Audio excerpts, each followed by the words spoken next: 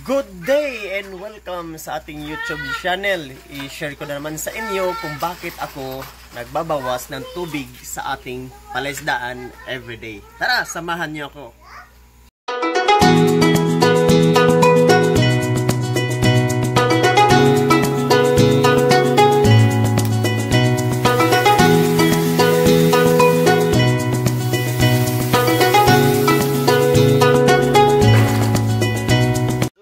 Yung ating mga isda po kasi nagdudumi po sila everyday. So kung napansin niyo, every time magpapakain tayo sa ating mga alagang tilapia ay agad-agad nagdudumi sila.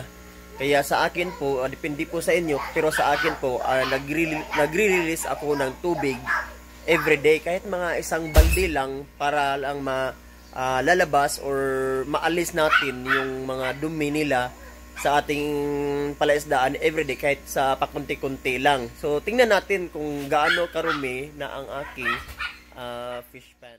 So yan guys, magre-release tayo ng tubig sa ating palaisdaan. So pansinin ninyo, yung unang lalabas medyo clear pa, at saka yung susunod ay talagang marumi na po. Yan, kung napansin nyo yun, yung lumabas, malangsa po yun siya. Kaya kailangan natin mag-release ng tubig kahit mga isang balde lang, or as long as kaning matanggal na ang yung mabaho. Kasi pag amoyin mo yun ay talagang malangsa po. At delikado po yan kung yan ay dadami sa loob ng ating fish pan. So punta naman tayo sa kabila. Yan, dito tayo sa ating pangalawang pan at mag-release tayo ng sludge.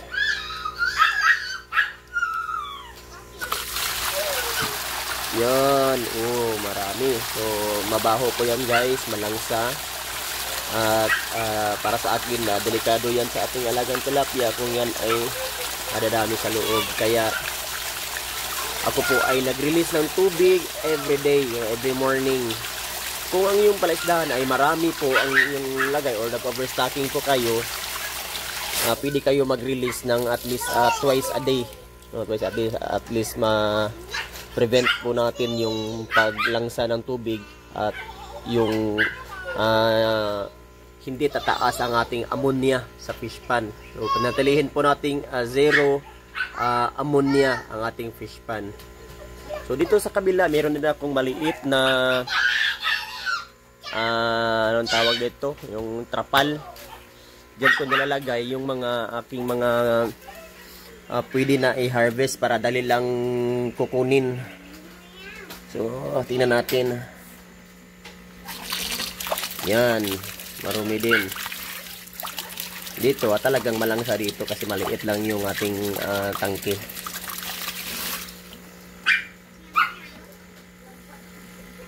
So yan lang guys, nagre-release tayo ng tubig kasi nga malangsa yan siya, yung dumi nila. At least na nababawasan yung ang dumi nila everyday. So maraming salamat sa pagpanood sa aking channel. Mga katilapia, maraming nanonood sa ating YouTube channel na hindi pa nakapag-subscribe. Mag-subscribe po tayo at malaking tulong na po yon. Salamat and God bless.